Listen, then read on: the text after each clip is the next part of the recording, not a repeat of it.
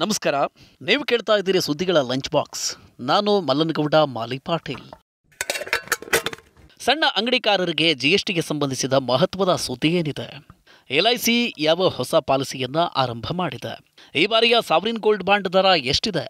ಈ ಎಲ್ಲ ಸುದ್ದಿಗಳನ್ನು ಹೇಳ್ತೇವೆ. ಇದರ ಜೊತೆಗೆ ಬಿಸ್ನೆಸ್ ಮತ್ತು ಪರ್ಸನಲ್ ಫಿನಾನ್ಸ್ಗೆ ಸಂಬಂಧಿಸಿದ ಸುದ್ದಿಗಳು ಕೂಡ ಇರುತ್ತೆ. ಬನ್ನಿ, ಲಂಚ್ ಬಾಕ್ಸ್ ಓಪನ್ ಮಾಡಿ ನೋಡೋಣ. ಎಸ್ಜಿಬಿ ಸ್ಕೀಮ್ ಕಡಿಮೆ ದರದಲ್ಲಿ ಚಿನ್ನ ಖರೀದಿ ಮಾಡೋದಕ್ಕೆ ಉತ್ತಮ ಅವಕಾಶ. 3ನೇ ಸರಣಿಯ ಸಾವರಿನ್ ಚಿನ್ನದ ಬಾಂಡ್ ಸ್ಕೀಮ್ ಎಂದು ಆರಂಭ. ಸರ್ಕಾರದ ಸಾವರಿನ್ ಚಿನ್ನದ ಬಾಂಡ್ ಸ್ಕೀಮ್ನಲ್ಲಿ ಹೂಡಿಕೆ ಮಾಡೋದಕ್ಕೆ ಇಲ್ಲೊಂದು ಸುವರ್ಣಾವಕಾಶವಿದೆ. ಎಸ್ಜಿಬಿ ಸ್ಕೀಮ್ 2023-24 ಸೀರೀಸ್ 3 ಅಂದರೆ ಸೀರೀಸ್ 3 ಇಂದಿನಿಂದ ಅಂದರೆ ಡಿಸೆಂಬರ್ 18ರಿಂದ ಆರಂಭ ಆಗಿದ್ದು ಡಿಸೆಂಬರ್ 22ರವರೆಗೆ ಇರಲಿದೆ. ಈ ಬಾರಿ ಬಾಂಡ್ನ ಬೆಲೆಯನ್ನು ಪ್ರತಿ ಗ್ರಾಮ್ಗೆ ರೂಪಾಯಿ 6,199ಕ್ಕೆ ನಿಗದಿ ಮಾಡಲಾಗಿದೆ. ಈ ವರ್ಷ ಎಸ್ಜಿಬಿ 2023-24ನೆಯ 3ನೇ ಸೀರೀಸ್ ಕೆಲವೇ ತಿಂಗಳುಗಳ ಹಿಂದೆ ಮುಗಿದಿತ್ತು. ಸಾವರಿನ್ ಗೋಲ್ಡ್ ಬಾಂಡ್ನ ಮೊದಲ ಕಂತು ನವೆಂಬರ್ 30ಕ್ಕೆ ಮೆಚೂರ್ ಆಗಿತ್ತು. ಇದು ಅದ್ಭುತ 128% ರಿಟರ್ನ್ ಅನ್ನು ಕೊಟ್ಟಿದೆ. ಈ ಬಾಂಡ್ ಸ್ಕೀಮನ್ನು ಭಾರತೀಯ ರಿಸರ್ವ್ ಬ್ಯಾಂಕ್ ಇಂಡಿಯಾ ನಡೆಸುತ್ತಿದೆ. ಮಾರ್ಕೆಟ್ ಬೆಲೆಗಿಂತ ಕಡಿಮೆ ದರದಲ್ಲಿ ಚಿನ್ನ ಖರೀದಿಸಿ ಒಳ್ಳೆಯ ರಿಟರ್ನ್ ಪಡಿಬೇಕು ಅಂತ ಬಯಸಿದರೆ ಮನಿ9 ವೆಬ್ಸೈಟ್ ಮತ್ತು ಯೂಟ್ಯೂಬ್ ಚಾನಲ್ನಲ್ಲಿ ಎಸ್ಜಿಬಿಗೆ ಸಂಬಂಧಿಸಿದ ಎಲ್ಲ ಮಾಹಿತಿ ಕೂಡ ಲಭ್ಯವಿದೆ, ನೋಡಬಹುದು. ಜಿಎಸ್ಟಿ ರಿಟರ್ನ್ ಸಣ್ಣ ಅಂಗಡಿಕಾರರಿಗೆ ಅನುಕೂಲ. ಇನ್ನು ರಿಟರ್ನ್ ಫೈಲ್ ಮಾಡೋದು ಅಗತ್ಯವಿಲ್ಲ. ಕೇಂದ್ರ ಸರ್ಕಾರ ಸಣ್ಣ ಅಂಗಡಿಕಾರರಿಗೆ ಒಂದು ಶುಭ ಸುದ್ದಿಯನ್ನು ಕೊಟ್ಟಿದೆ. ಜಿಎಸ್ಟಿ ರಿಟರ್ನ್ಗೆ ಸಂಬಂಧಿಸಿದಂತೆ ಹಣಕಾಸು ಸಚಿವಾಲಯ ಮಹತ್ವದ ಘೋಷಣೆಯನ್ನು ಮಾಡಿದೆ. GSTR-9 ಫೈಲ್ ಮಾಡೋದ್ರಿಂದ ವಿನಾಯಿತಿಯನ್ನು ಕೊಟ್ಟಿದೆ. 2 ಕೋಟಿ ರೂಪಾಯಿವರೆಗೂ ಇರುವ ಸಣ್ಣ ಉದ್ಯಮಿಗಳು ಈ ಫಾರ್ಮ್ ಫಿಲ್ ಮಾಡಿ. ಇದರಲ್ಲಿ ಅವರು ತಮ್ಮ ವಾರ್ಷಿಕ ರಿಟರ್ನ್ಸ್ನ ವಿವರವನ್ನು ಸೇರಿಸೋದು ಈವರೆಗೆ ಕಡ್ಡಾಯ ಆಗಿತ್ತು. ಈಗ ಸಣ್ಣ ವ್ಯಾಪಾರಿಗಳು ಈ ಫಾರ್ಮನ್ನು ಫಿಲ್ ಮಾಡುವ ಅಗತ್ಯವಿಲ್ಲ. ಸಾಮಾಜಿಕ ಮಾಧ್ಯಮದ ಮೂಲಕ ಈ ಮಾಹಿತಿಯನ್ನು ಹಣಕಾಸು ಸಚಿವಾಲಯ ತಿಳಿಸಿದೆ.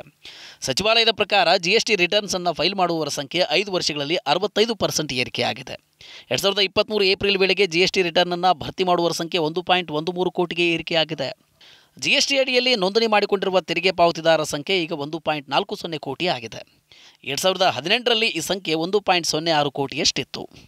ಎಲ್ಐಸಿ ಜೀವನ್ ಉತ್ಸವ್ ಪಾಲಿಸಿ ಖಾತ್ರಿ ರಿಟರ್ನ್ಸ್ ನೀಡುವ ಹೊಸ ಪಾಲಿಸಿ ಪರಿಚಯಿಸಿದ ಎಲ್ಐಸಿ ಎಷ್ಟು ಶೇಕಡಾ ಬಡ್ಡಿ ಸಿಗುತ್ತೆ ಗೊತ್ತಾ? ದೇಶದ ಅತಿದೊಡ್ಡ ಇನ್ಶೂರೆನ್ಸ್ ಕಂಪನಿ ನಾವೆಲ್ಲರೂ ಎಲ್ಐಸಿ ಅಂತಾನೆ ಕರೆಯುವ life corporation of India limited ಹೊಸ ಎಲ್ಐಸಿ ಜೀವನ್ ಉತ್ಸವ ಎಂಬ ಪಾಲಿಸಿಯನ್ನು ಬಿಡುಗಡೆ ಮಾಡಿದೆ. ಇದು ವೈಯಕ್ತಿಕ ಉಳಿತಾಯ ಮತ್ತು ಜೀವನ ವಿಮೆಯ ಯೋಜನೆ. ಇದರಲ್ಲಿ ನಿಮಗೆ ಖಾತ್ರಿಯ ರಿಟರ್ನ್ಸ್ ಸಿಗುತ್ತೆ. 8 ವರ್ಷಗಳಿಂದ 65 ವರ್ಷಗಳ ವಯಸ್ಸಿನವರು ಇದರಲ್ಲಿ ಹೂಡಿಕೆಯನ್ನು ಮಾಡಬಹುದು. ಈ ಸ್ಕೀಮ್ನ ಅಡಿಯಲ್ಲಿ 5 ವರ್ಷಗಳಿಂದ 16 ವರ್ಷಗಳವರೆಗೆ ಪ್ರೀಮಿಯಂ ಕಟ್ಟಬಹುದು. ಪ್ಲಾನ್ನಲ್ಲಿ ಎಷ್ಟು ಸಮಯದವರೆಗೆ ನೀವು ಹೂಡಿಕೆಯನ್ನು ಮಾಡ್ತೀರಿ ಎಂಬುದರ ಆಧಾರದಲ್ಲಿ ನಿಮಗೆ ಸಿಗುವ ರಿಟರ್ನ್ ಕೂಡ ಅವಲಂಬಿಸಿರುತ್ತೆ. ಈ ಸ್ಕೀಮ್ನ ಅಡಿಯಲ್ಲಿ ಹೂಡಿಕೆದಾರರಿಗೆ 5 ಲಕ್ಷ ರೂಪಾಯಿ ಖಾತ್ರಿಯಾಗಿ ಸಿಗುತ್ತೆ. ಇದರಲ್ಲಿ 2 ರೀತಿಯ ಆಯ್ಕೆಗಳಿವೆ. ರೆಗ್ಯುಲರ್ ಇನ್ಕಮ್ ಅಥವಾ ಫ್ಲೆಕ್ಸಿ ಇನ್ಕಮ್ ಪೈಕಿ ಒಂದನ್ನು ನೀವು ಆಯ್ಕೆ ಮಾಡ್ಕೋಬಹುದು. ಎಲ್ಐಸಿ ಏಜೆಂಟರಿಗೆ ಮಹತ್ವದ ಸುದ್ದಿ. ವರ್ಷದ ಕೊನೆಯಲ್ಲಿ ಗ್ರ್ಯಾಚ್ಯುಟಿ ಕೊಡುಗೆ. ಎಲ್ಐಸಿ ಏಜೆಂಟರಿಗೆ ಇಲ್ಲೊಂದು ಖುಷಿಯ ಸುದ್ದಿ ಇದೆ. ಎಲ್ಐಸಿ ತನ್ನ ಏಜೆಂಟರಿಗೆ ಗ್ರ್ಯಾಚ್ಯುಟಿ ಮೊತ್ತವನ್ನು 3 ಲಕ್ಷ ರೂಪಾಯಿಯಿಂದ 5 ಲಕ್ಷ ರೂಪಾಯಿವರೆಗೆ ಏರಿಕೆ ಮಾಡಿದೆ.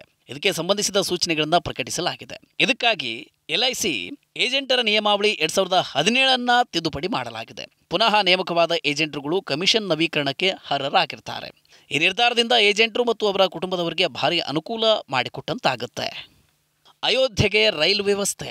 100ಕ್ಕೂ ಹೆಚ್ಚು ರೈಲುಗಳ ವ್ಯವಸ್ಥೆ ಒದಗಿಸಲಿರುವ ರೈಲ್ವೆ ಇಲಾಖೆ ಹೊಸದಾಗಿ ನಿರ್ಮಾಣ ಮಾಡಿದ ರಾಮಮಂದಿರ ಉದ್ಘಾಟನೆಯಾಗಿ ಮೊದಲ 1,000 ದಿನಗಳವರೆಗೆ ಭಕ್ತಾದಿಗಳಿಗೆ ಅನುಕೂಲ ಕಲ್ಪಿಸುವ ಉದ್ದೇಶದಿಂದ ದೇಶದ ವಿವಿಧ ಸ್ಥಳಗಳಿಂದ 1,000ಕ್ಕಿಂತ ಹೆಚ್ಚು ರೈಲುಗಳನ್ನು ಓಡಿಸುವುದಕ್ಕೆ ಭಾರತೀಯ ರೈಲ್ವೆ ಇಲಾಖೆ ನಿರ್ಧಾರ ಮಾಡಿದೆ. ದೇವಸ್ಥಾನದ ಉದ್ಘಾಟನೆಗೂ ಕೆಲವೇ ದಿನಗಳ ಮುನ್ನ ಜನವರಿ 19ರಿಂದ ಈ ರೈಲುಗಳು ಆರಂಭ ಆಗಲಿದೆ. ಇದರಿಂದ ಜನರು ಉದ್ಘಾಟನೆ ಸಮಯಕ್ಕೆ ಅಯೋಧ್ಯೆಗೆ ತೆರಳುವುದಕ್ಕೆ ಸಹಾಯ ಮಾಡುತ್ತೆ. ಜನವರಿ 23ರಂದು ಬಾಲರಾಮನ ಮೂರ್ತಿಯನ್ನು ಪ್ರತಿಷ್ಠಾಪನೆ ಮಾಡಲಾಗುತ್ತೆ. ಇದರ ನಂತರ ಜನಸಾಮಾನ್ಯರಿಗೆ ದೇಗುಲ ತೆರೆಯಲಿದೆ. ಮನೆ ಖರೀದಿ ತುಟಿಯಾಗಿದೆ. 3 ತಿಂಗಳಲ್ಲಿ 6% ಏರಿಕೆ. ಕಳೆದ ಕೆಲವು ವರ್ಷಗಳಲ್ಲಿ ದೇಶದ ಎಲ್ಲೆಡೆ ವಸತಿ ಆಸ್ತಿಗಳ ಬೆಲೆಯಲ್ಲಿ ಭಾರಿ ಏರಿಕೆ ಆಗಿದೆ. ಇದರಿಂದ ಮನೆಯ ಬೆಲೆಯೂ ಏರಿಕೆಯಾಗಿದೆ. Knight Frank global house price ಇಂಡೆಕ್ಸ್ನ ಪ್ರಕಾರ ಭಾರತದಲ್ಲಿ ವಾರ್ಷಿಕ ಆಧಾರದಲ್ಲಿ ಈ ವರ್ಷದ 3ನೇ ತ್ರೈಮಾಸಿಕದಲ್ಲಿ 5.9% ಏರಿಕೆ ಆಗಿದೆ. ಆಸ್ತಿ ಬೆಲೆ ಏರಿಕೆ ಆಗ್ತಾ ಇರೋದ್ರಿಂದ ವಿಶ್ವದ ಪಟ್ಟಿಯಲ್ಲಿ ಭಾರತ 18ನೇ ಸ್ಥಾನದಿಂದ 14ನೇ ಸ್ಥಾನಕ್ಕೆ ಏರಿಕೆಯಾಗಿದೆ.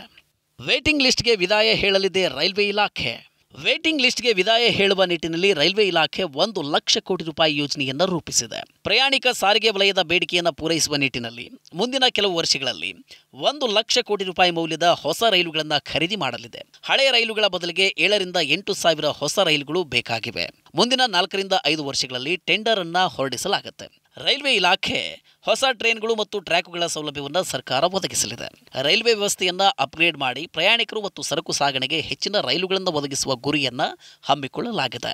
ಇದರಿಂದ ಟ್ರೈನ್ ಟ್ರಿಪ್ಗಳು ಹೆಚ್ಚುತ್ತವೆ. ಪ್ರಸ್ತುತ ಭಾರತೀಯ ರೈಲ್ವೆ ಇಲಾಖೆ 10,754 ಟ್ರೈನ್ಗಳನ್ನು ಪ್ರತಿದಿನ ನಿರ್ವಹಣೆ ಮಾಡುತ್ತೆ. ವೇಟಿಂಗ್ ಲಿಸ್ಟನ್ನು 0ಗೆ ಇಳಿಸುವುದಕ್ಕೆ 3,000 ಹೊಸ ರೈಲುಗಳನ್ನು ಓಡಿಸುವುದಕ್ಕೆ ನಿರ್ಧಾರ ಮಾಡಲಾಗಿದೆ.